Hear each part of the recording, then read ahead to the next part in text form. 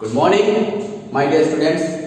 आशा करता हूँ कि तुम सब अपने अपने घरों पे स्वस्थ हो, अपना ध्यान रख रहे हो, प्रिपरेशन भी कर रहे हो। और आज का ये लेक्चर, ये सेशन तुम लोग मेरे साथ कंटिन्यू करने के लिए एकदम पूरी तरह से एकदम तैयार भी हो।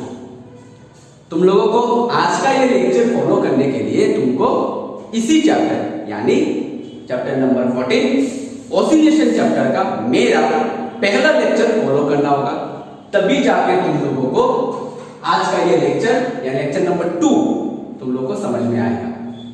हमने पहले लेक्चर पे सिंपल हार्मोनिक मोशन क्या है इसके बारे में जाना था और इसके डिफरेंशियल इक्वेशन के बारे में हमने भी पढ़ा था। आज हम इसका सॉल्यूशन करेंगे। आज का टॉपिक है solution for differential equation of simple harmonic motion short form एसेशन। ये टॉपिक उतारो।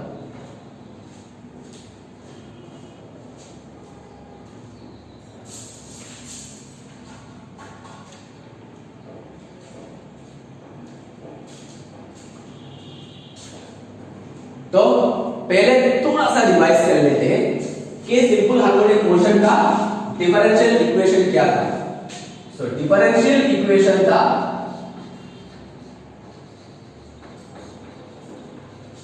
Differential equation of simple harmonic motion क्या था कि d² x बाय dt² यानी एक्सेलरेशन प्लस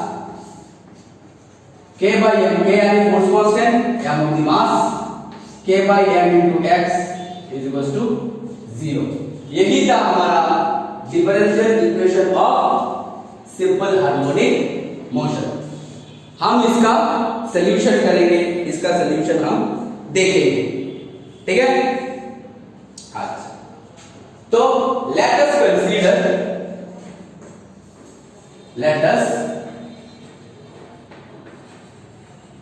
कंसीडर एक सिंपल हार्मोनिक इक्वेशन लेते हैं, सिंपल हार्मोनिक वेव का। Let us consider y is equals to a sin omega t। हम जानते हैं y क्या है हमारा डिस्प्लेसमेंट, a क्या है मैक्सिमम एम्पलीट्यूड, ओमेगा क्या है एंगुलर फ्रीक्वेंसी और t क्या है हमारा time. Let us consider y is equals to a sin omega t, so implies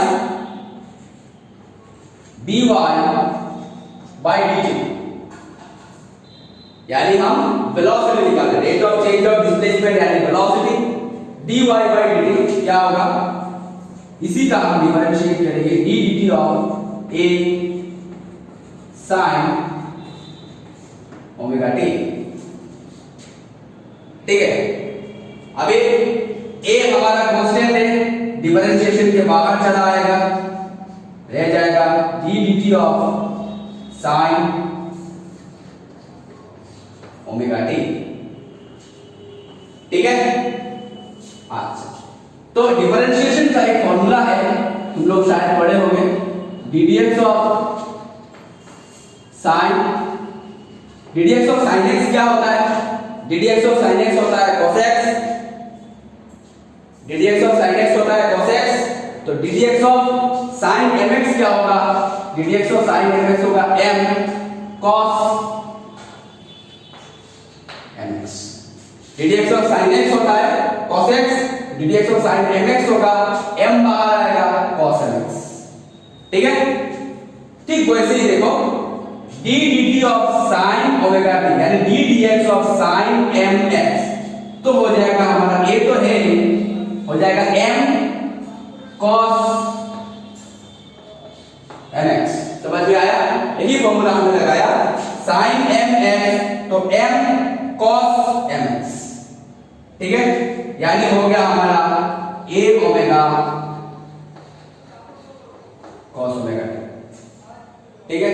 ये हो गया हमारा dy by dt, ठीक है। यहां तक बता दो।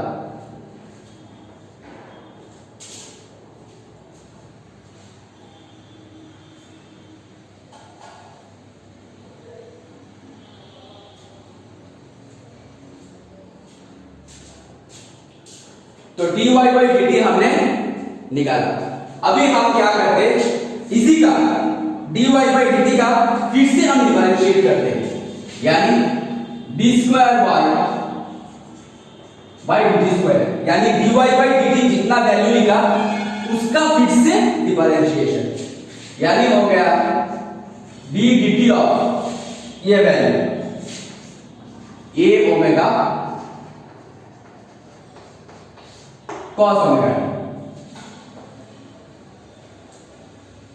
ठीक है, a omega cos omega t, d square by dt square यानी dy बाय dt का फिर से डिफरेंशिएशन। तो dy बाय dt का वैल्यू है हमारा इतना, उसका फिर से डिफरेंशिएशन ये हमने कर दिया। तो a ओमेगा हमारा कांस्टेंट है, ये डिफरेंशिएशन के बाहर चला आएगा और डिफरेंशिएशन रह जाएगा d dt of cos omega t, ठीक है। तो ddx ऑफ एक formula ddx of cos mx, ddx of cos x क्या है माइनस sin x, तो यहां पे हो जाएगा माइनस m sin mx, ठीक वैसे ही है पहले की तरह ही है, m बाहर आ जाएगा और ddx ऑफ cos x का वैल्यू sin x। तो यहां पे a ओमेगा माइनस एक आएगा omega ddx of cos mx, तो m sin minus m sin, ठीक है। तो a omega into omega minus a omega square into sin omega t, ठीक है, ये माइनस बाहर लेके आए, a omega into omega omega into omega omega square हो गया sin ओमेगा t हो गया। उसके बाद हम एक काम करते हैं, इसको थोड़ा मॉडिफाइड करते हैं, तो ओमेगा स्क्वायर रख देते हैं और a sin ओमेगा t रख देते हैं एक ब्रैकेट में, ठीक है। अभी देखो a sin omega t equals to हम क्या बिठा सकते हैं y, यानी हो गया माइनस ओमेगा स्क्वायर इनटू, ठीक है, यानी अल्टीमेटली हमारा हो गया d square y dt square equals to हो गया minus omega square y, okay, उतार लो।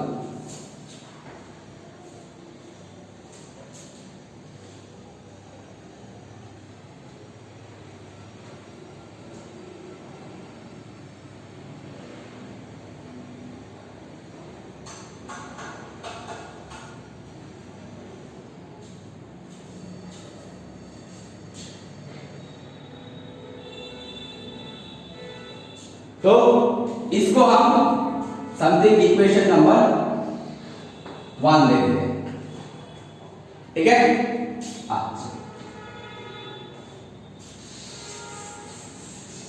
we know that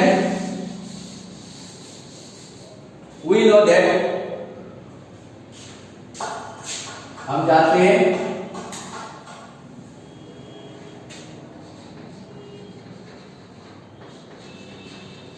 we know that differential equation of SHM d square y by dt square is equals to minus k by m into, अभी x भी होगा, अभी since यहाँ पे y है तो यहाँ पे हमारा y ही होगा, ठीक है। हम तो जानते हैं पहले से लिखा है differential equation d square x by dt square plus k by m into x is equals to 0, ये तो हमने लिखा था शुरू में, लेक्चर के शुरू में ही लिखा था। तो यहाँ पे x के जगह पे y है और ये साइड इसको हम उस इक्वेशन के उस तरफ इक्वेशन उस तरफ लेके गए, तो d square y by dt square minus उस तरफ चलेगा तो माइनस हो जाएगा माइनस k by m, यहाँ पे x है, यहाँ पे हो गया हमारा y, ठीक है। इसको इक्वेशन नंबर 2 दे देते हैं। Now from equation 1 and 2, now from equation 1 and equation 2, equation 1 and 2 में हम अगर कंपेयर करें तो यहाँ पे d square y by dt square, यहाँ पे d square y by dt square, तो हम लिख सकते हैं minus omega square y k by m into y. तो माइनस माइनस कैंसिल चला गया, y चला गया, तो ओमेगा स्क्वायर इक्वल टू हो जाएगा हमारा k बाई m। ठीक है, और ओमेगा इक्वल टू हो जाएगा square root k by m। ठीक है, याद रखना।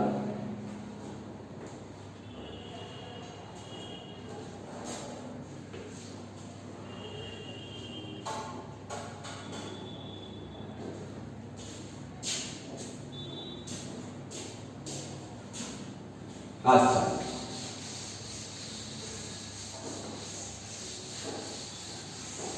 this is the solution of differential equation of SHM।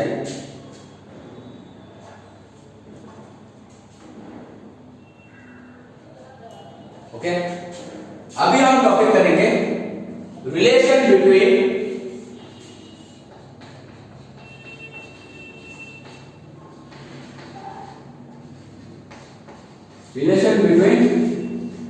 uniform circular motion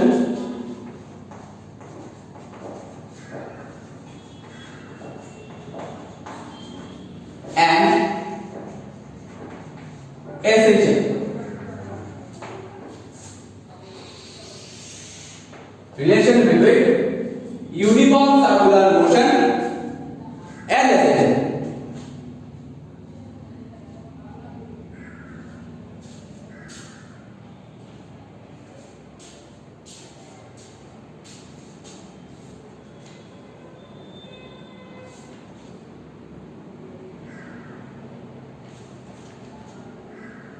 ठीक है, यानी यूनिफॉर्म सर्कुलर मोशन के साथ सिंपल हार्मोनिक मोशन कैसे रिलेटेड है। ठीक है, अच्छा, तो पहले हम यूनिफॉर्म तुम लोग करोगे, डायनामिक्स में तुम लोग करोगे यूनिफॉर्म सर्कुलर मोशन क्या है। यूनिफॉर्म सर्कुलर मोशन है अगर कोई पार्टिकल सर्कल पे रोटेट करे, सर्कुलर पाथ पे रोटेट करे। ठीक है, सपोज कोई पार्टिकल है एक फिक्स डिस्टेंस पे, ये O ये P हमारा पार्टिकल है। ठीक है, अगर कोई पार्टिकल सर्कुलर पाथ पे मूव करता रहे, ये हो गया इसका इंस्टेंटेनियस वेलोसिटी v, तो इस तरह के मोशन को हम बोलते हैं यूनिफॉर्म। ये तुम लोग पढ़ोगे डायनामिक्स में, तुम लोग पढ़ोगे यूनिफॉर्म सर्कुलर मोशन।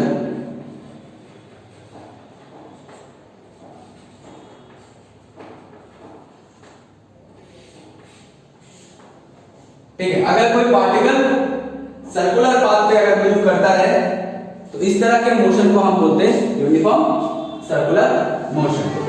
ठीक है, यानी इफ ए पार्टिकल, लिखने की कोई जरूरत नहीं, तो पढ़ोगे if a particle moving along a circular path, then this type of motion is called uniform circular motion and velocity is,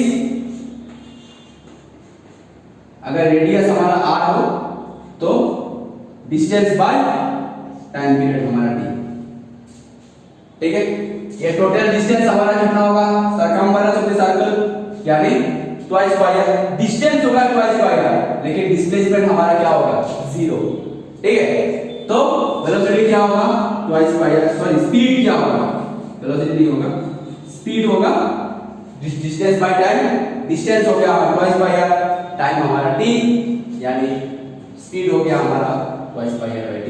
यानी any particle moving along a circular path, then this type of motion is called uniform circular motion।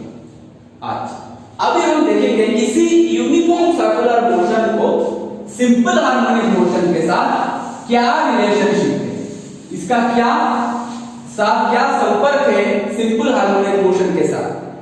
ठीक है, simple harmonic motion क्या है, simple harmonic motion है, यानी एक axis के बराबर कोई पार्टिकल उसका वेलोसिटी रिपीट कर रहा है, किसी भी एक्सिस हो सकता है, चाहे वो y एक्सिस हो, चाहे वो x एक्सिस हो, किसी भी एक्सिस के बराबर वो अपना velocity with respect to time period repeat itself. That this type of motion is called simple harmonic motion. अच्छा, तो आपने कहा सर ठीक है, क्या देखते रिलेशनशिप कैसे रिपीट होता है हम देखेंगे। चलो देखते, पहले हम एक सर्कुलर पाथ ड्रॉ करते हैं, ठीक है। अब इसका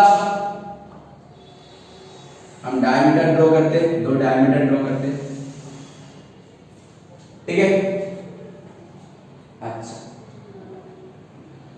तो सपोज ये हमारा एक्स एक्सिस है, ओ एक्स डैश, सपोज ये हमारा वाई ओ वाई डैश, ठीक है।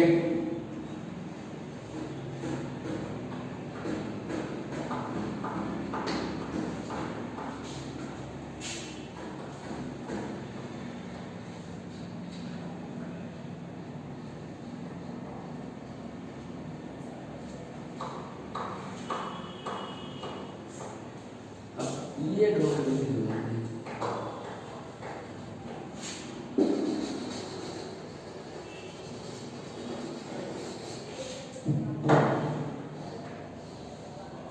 सिर्फ ये करने से हो जाएगा 0,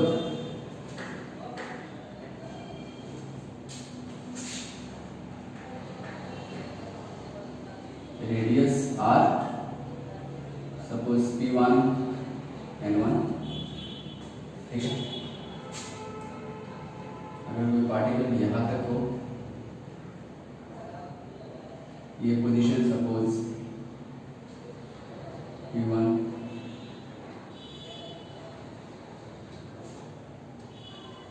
x dash,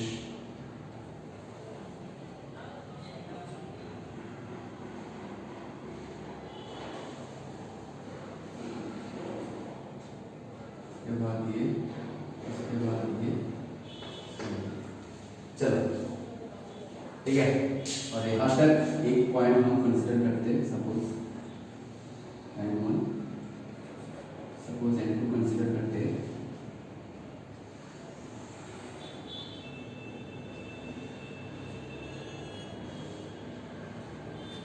P1, P2, P3, P4, P5, P6, P7, ठीक है। पहले डायग्राम ड्रॉ कर लूं, उसके बाद मैं समझाता हूं।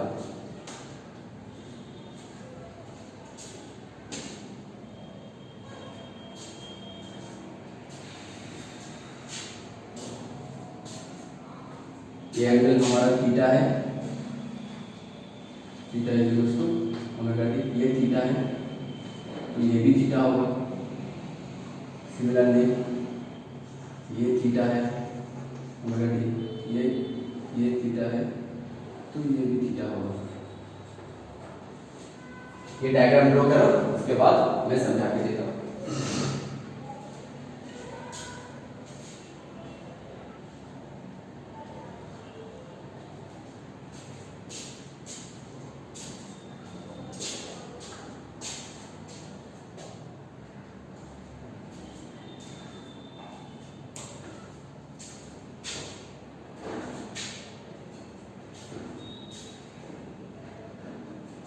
ठीक है। अच्छा, मान के चलते हैं कि एक पार्टिकल है जो कि सर्कुलर मोशन ले रहा है, ऐसे, इस तरह से, ऐसे, ठीक है। तो consider a particle under uniform circular motion, under uniform circular motion, under uniform circular motion in anti-clockwise direction,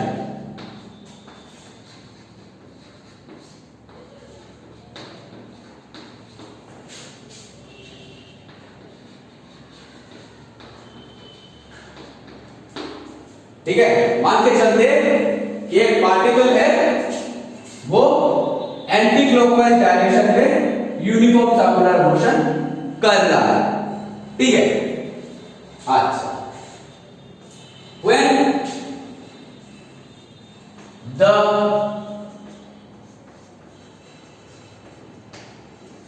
particle, अच्छा क्या क्या कंडीशन निकलता है, पॉइंट वाइज लिख लेते तो आसानी हो। क्या क्या कंडीशन निकलता है? First, number 1, when particle at position x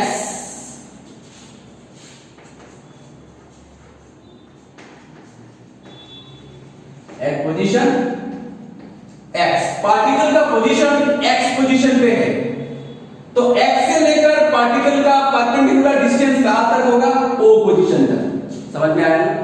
particle यहां तक, यहां पे है, यहां पे इस x पोजीशन पे शुरू नहीं हुआ है, उसका जर्नी अभी तक शुरू नहीं हुआ है। मान के चलते position x at t equals to 0 suppose, ठीक है। तो t equal to 0 पे पार्टिकल का परपेंडिकुलर डिस्टेंस इस y o y dash axis के अलाउंग, किस एक्सिस के अलाउंग? इस y o y dash axis के अलाउंग, इस y o y dash axis के अलाउंग इस पार्टिकल का परपेंडिकुलर डिस्टेंस का पॉइंट कहां पे होगा? O तक। समझ में आया ना? पार्टिकल हमारा x पोजीशन पे है, तो इसका परपेंडिकुलर डिस्टेंस इसी एक्सिस के ऊपर कहां तक होगा? इस पॉइंट पे होगा, O पॉइंट। समझ में आ रहा है ना? देखो, ये हमारा y एक्सिस है। मैं इसी डायग्राम को यहां पे दिखा रहा हूं, y o y डैश। अभी पार्टिकल कहां पे है? x पोजीशन पे, ठीक है। तो इसका सिर्फ परपेंडिकुलर डिस्टेंस कहां तक होगा? पॉइंट कौन सी होगी हमारी? समझ में आ रहा है? ठीक है। अच्छा, तो when particle is at position x at t equals to 0, then point of foot of the perpendicular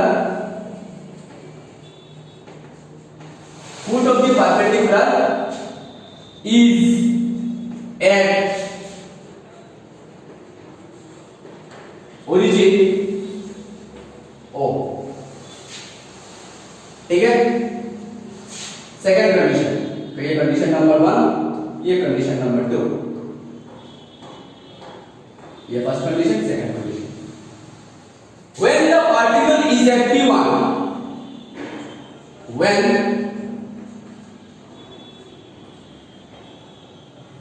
origin at, और that is, यहाँ पे लाइन लिख लो, that is at mean position। इसको अगर हम mean position पकड़े, that is at mean position, ठीक है। When particle is at P1, अभी पार्टिकल का पोजीशन कहां पे है? P1 पे। तो ये हो गया P1 तक, foot of the perpendicular. P1 से हमने एक परपेंडिकुलर ड्रॉ किया, तो इसका फुट ऑफ द परपेंडिकुलर कौन से पॉइंट पे आके टच किया? y एक्सिस के अलोंग N1 पॉइंट पे। अभी यहां पे है P1, ठीक है। तो इसी एक्सिस के ऊपर P1 का परपेंडिकुलर पॉइंट कहां पे है? N1।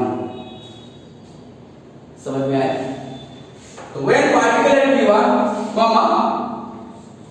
foot of the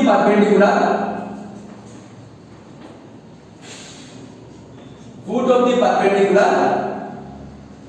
is at N1 on y o y dash axis, ठीक है। Number 3 point, when particle at point y, अब पार्टिकल y पोजीशन पे है, कौन सी पोजीशन पे? y पोजीशन पे। when particle at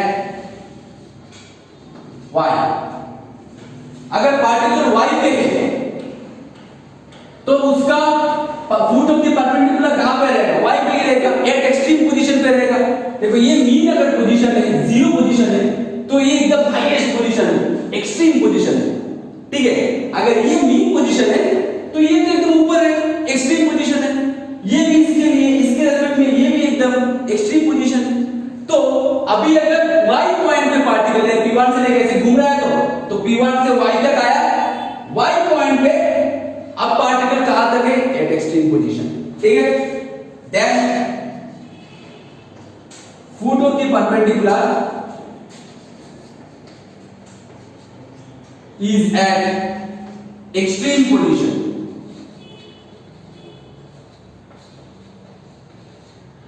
along extreme position on y or y dash, ठीक है। यहां तक बता रहा हूं।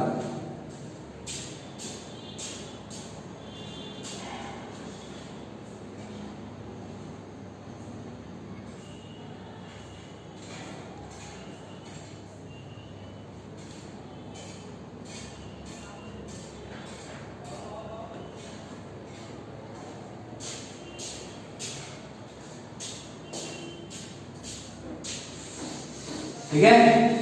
अच्छा, अभी सपोज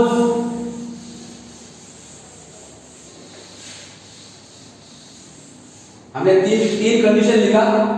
अभी पार्टिकल का पोजीशन सपोज आ गया हमारे P2 पोजीशन पे, ऐसे घूम रहा है, y तक गया, अभी आया P2 पोजीशन। तो P2 से लेकर देखो, फिर से P2 से अगर हम परपेंडिकुलर ड्रॉ करें तो P2 से परपेंडिकुलर फिर से फुट ऑफ द परपेंडिकुलर कौन से पोजीशन पे रहेगा, देखो पार्टिकल P1 के लिए पार्टिकल हाईएस्ट एक्सट्रीम पोजीशन पे था।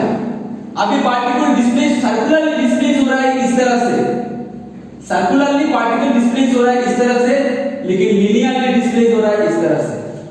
पहले देखो, पहले पार्टिकल, अच्छा मैं ये बात में फिर से आ रहा हूं, when particle is at P2, number 2,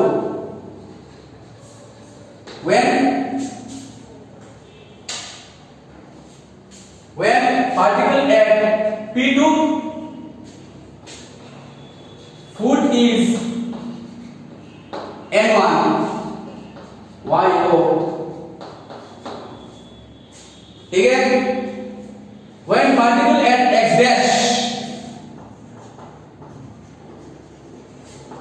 when particle at X dash, particle X dash है, कॉमा फुट इज, फुट कहां पे रहेगा, जीरो पे, इसका फुट परपेंडिकुलर डिस्टेंस इस तरह से रहेगा, तो फुट कहां रहेगा, मीन पोजीशन पे,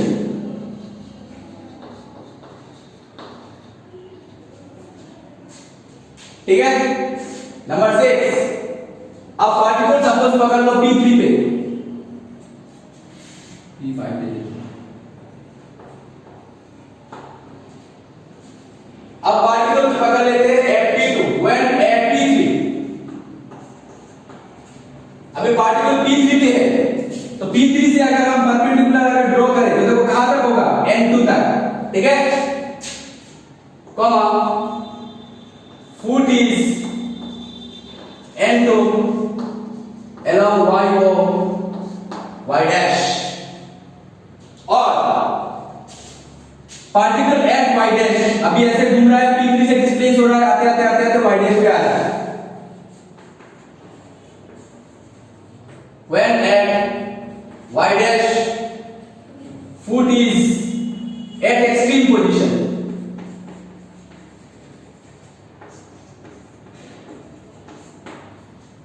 ठीक है। अभी पार्टिकल P5 पे है,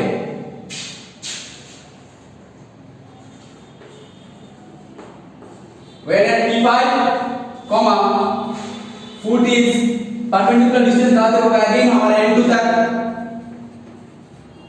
at YO Y dash, उसके बाद फिर से x में घूम के चला जाएगा। तो ये सारे एनालिसिस से पहले ये उतार दो, उसके बाद मैं बोल रहा हूं, उतार दो।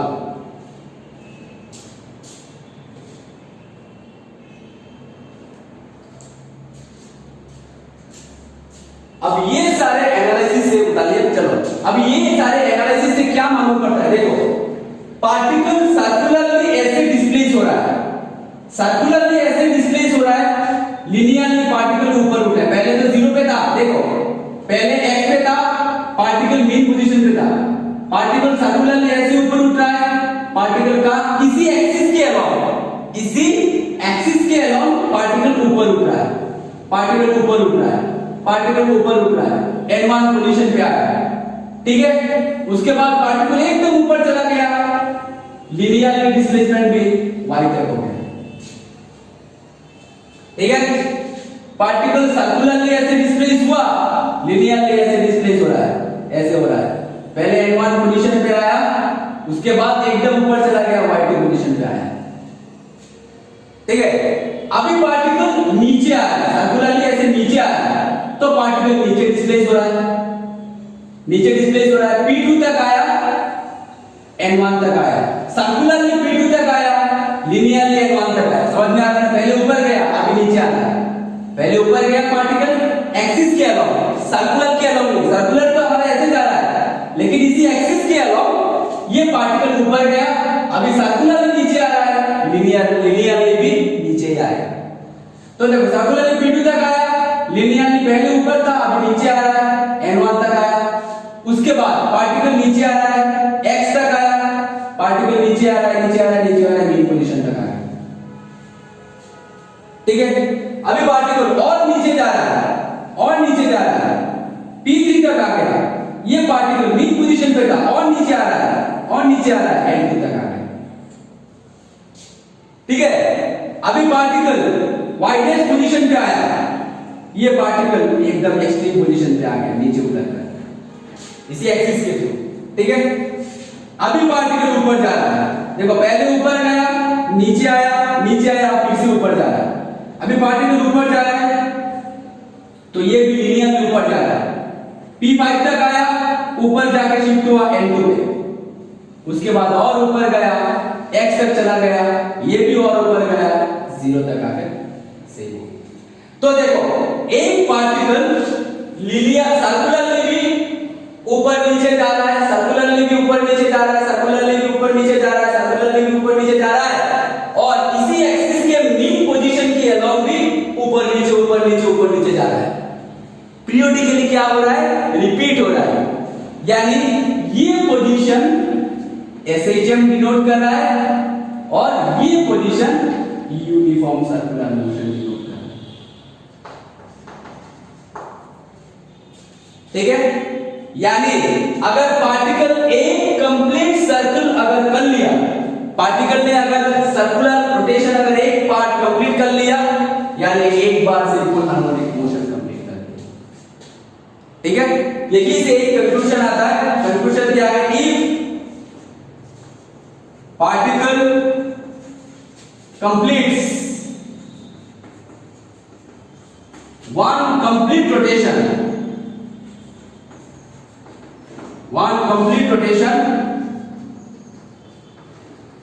then one simple harmonic motion exists. Okay, उतार लो।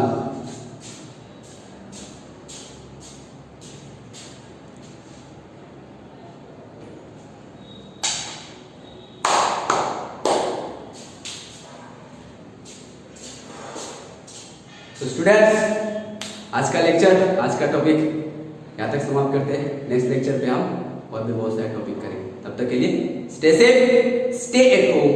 Thank you so much.